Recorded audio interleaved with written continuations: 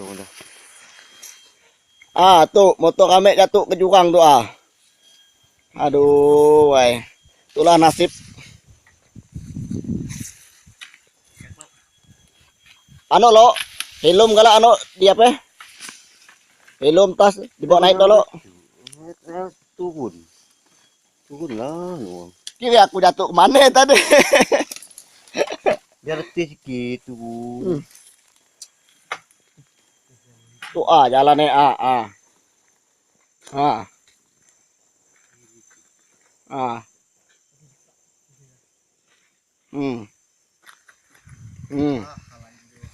kena nyanyian deh bikin deh tuh kena jalan tuh langsung meleset sian.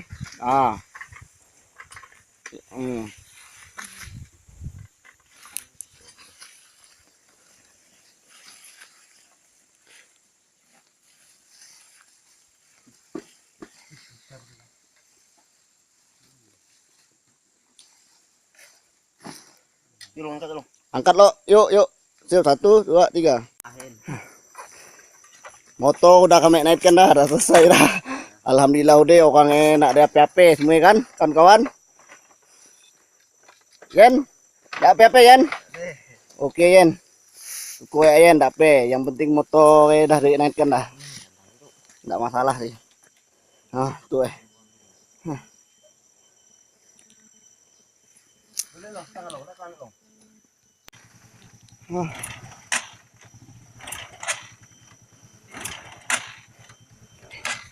jatuh ke jurang.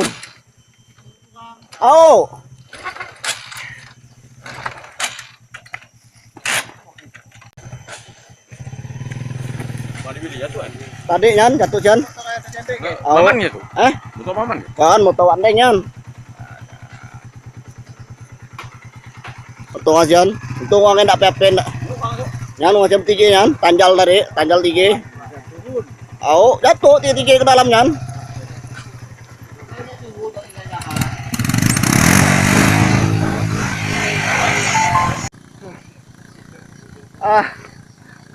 Kotor-kotor dah.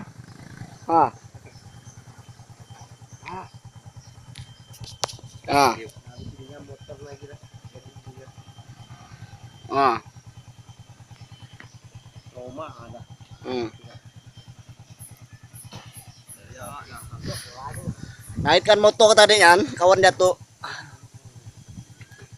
Peace, perdamaian.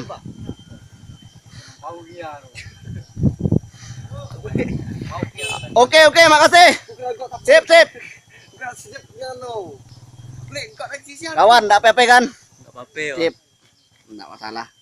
Kita upload aja nanti di YouTube ya, kawan-kawan nonton di YouTube. Aman Kapila 84. Oke, match.